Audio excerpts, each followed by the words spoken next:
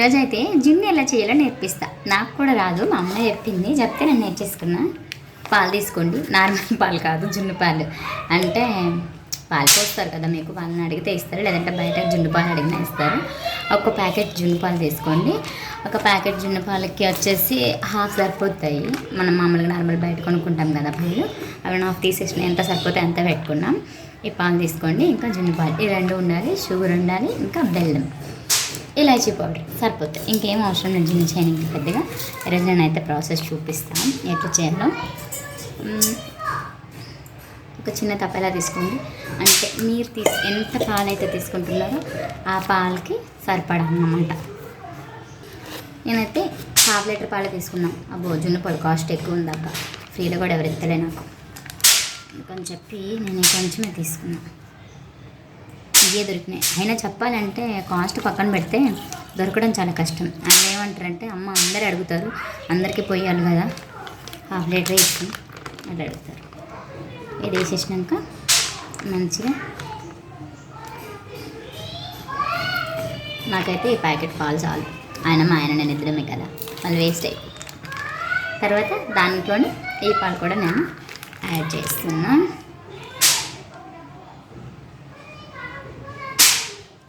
అన్న అవసరం లేదు, నేనైతే కొన్ని పోసిన.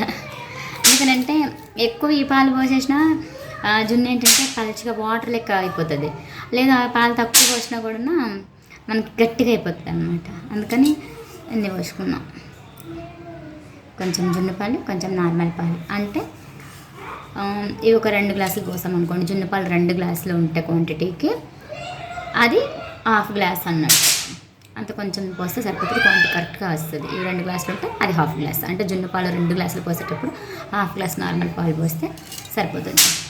దీంట్లో కొంచెం షుగర్, కొంచెం ఎక్కువ మందికి జున్ను అంటే షుగర్తోనే నచ్చుతుంది, బెల్లంతో నచ్చుతుంది. అసలు బెల్లంతో చేస్తేనే బెటరు, కానీ నేను ½ బెల్లం ½ షుగర్ ఇంకా ఇలాచీ పౌడర్ వేసేసుకున్నా. ఆల్రెడీ నేను ముందే దాంట్లో వేసిన, అందుకని చెప్పేసి చూపిస్తేనే.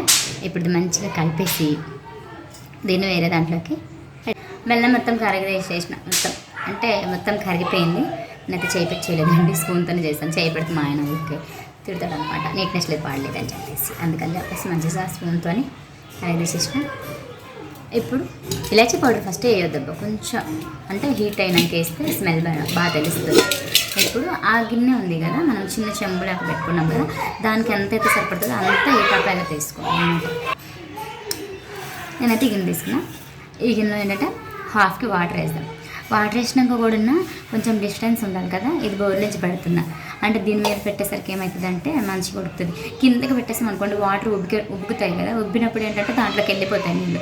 సో అందుకు కాకుండా నేను కొంచెం ఎత్తుగా ఉండాలని ఈ చిన్న కప్పుని ఇలా బోర్ నుంచి పెట్టాను. బోర్ నుంచి పెట్టి ఇప్పుడు దీనిపై నుంచి ఇందాక పాలు అన్నీ కలిపి పెట్టాను కదా, జున్ను పాలు అవన్నీ దీన్ని ఇట్లా పెడతాను. అయ్యో ఈ గిన్నె సరిపోలేదు, సరే నేను వేరే గిన్నెలో అడ్జస్ట్ చేద్దాం. వేరే గిన్నెలో అడ్జస్ట్ చేస్తాం. ఓకే, నేను కొంచెం పెద్దగానే తీసుకొచ్చిన. ఇప్పుడు చూసాం, ఇట్లా సెట్ చేసిన. దీంట్లో పెట్టాం కదా, అంటే మిడిల్లో గ్యాప్ రావాలన్నమాట ఈ రెండింటికి. ఇప్పుడు మనం పెట్టాం కదా ఈ చిన్నదానికి, దీనికి మిడిల్లో ఇట్లా గ్యాప్ రావాలి. ఎందుకంటే వాటర్ పైకి వస్తూ ఉంటాయి కదా, తొందరగా ఆవిరిలో ఉడికేదే కదా జున్ను అంటే. సో ఇట్లా కొంచెం డిస్టెన్స్ ఇట్లా ఉండాలి. దీంట్లో అయితే 2 గ్లాసులు వాటర్ అయితే వేసాం. అంటే ఎక్కువ వాటర్ వేసాం అనుకోండి, అది కాస్త అటు ఇటు అవుతుంది. సో నేనైతే 2 గ్లాసులు వాటర్ అయితే ఫస్ట్ కొంచెం తక్కువ వాటర్నే వేసేసుకోవాలి. ఎందుకంటే ఇప్పుడు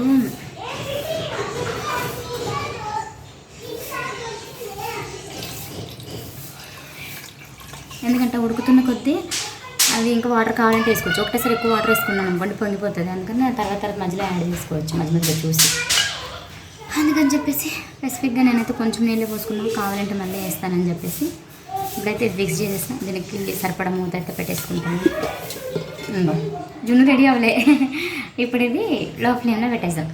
లో ఫ్లేమ్లో అంటే మరీ లో ఫ్లేమ్ కాదు, హై ఫ్లేమ్ కాదు, మీడియంలో అనమాట. మీడియంలో పెట్టేస్తే దాని అంతది ప్రశాంతంగా ఉడికిపోతుంది. ఉడికేటప్పుడు మనకి ఎలా తెలుసు, స్పూన్ పెట్టామనుకోండి, స్పూన్కి కొంచెం చూసుకోవాలన్నమాట. పాలు లెక్క అతుకుతుంది అని అంటే అది ఉడకలేదని అన్నట్టు. పాలకి ఏం అతకుండా స్పూన్ క్లియర్గా వచ్చిందని అంటే జున్ను ఉడికిపోయినట్టే. స్మెల్ కూడా మంచిగా వస్తుంటుంది జున్ను ఉడుకుతుంటే. ఇదైతే ఇప్పుడు ఉడికించి అంత చేసినప్పుడు ల్యాగ్ అయిపోతుంది, అంత ఇంట్రెస్ట్గా ఉండదు వీడియో. సో నేను ఆల్రెడీ నిన్న చేసింది నేనైతే ఇప్పుడు మీకు చూపిస్తాను. ఇది వచ్చేసి నిన్న చేసిన, అంటే నేను నార్మల్గా మేము తిందామని చేసిన. ఈరోజు మీకు కూడా చూపిద్దాము ఎట్లా చేస్తున్నారు అనేది చూపిస్తున్నాను అనమాట. నాకైతే ఇట్లా వచ్చింది. మా వాళ్ళు ఆల్రెడీ కంప్లీట్ చేసేసిన, చాలా టేస్టీగా వచ్చింది కదా. సో అందరు కంప్లీట్ చేసేసిన, మా ఫ్రెండ్స్కి కూడా కొంచెం కొంచెం పెట్టేసిన అనమాట. ఇప్పుడైతే ఇదే మిగిలింది. టేస్ట్ అయితే మస్తు వచ్చింది నాకు. నేను చాలా బాగా వంటలు చేస్తాను. జున్ను కూడా వంట అనద్దు, కానీ ఎందుకో బాగా వచ్చింది నిన్న. నాకైతే నాకు బాగా టేస్టీగా వచ్చింది కదా. సో మీరు కూడా చేసుకోవాలన్నట్టు మీకు కూడా చూపిస్తున్నాను. అన్నీ కరెక్ట్గా చేస్తే దీనికంటే బెటర్ టేస్ట్ ఇంకోటి ఉంది. మస్తు స్వీట్ అనమాట. అంటే స్వీట్ ఎక్కువ కాలేదు, తక్కువ కాలేదు, పర్ఫెక్ట్ వచ్చింది. జున్ను అంటే ఇలానే ఉండాలి, అంటే కొంచెం ఎక్కువ పోతుంది. ఇట్లా ఉంటే చూడడానికి బాగుంది, తినడానికి కూడా చాలా టేస్టీగా.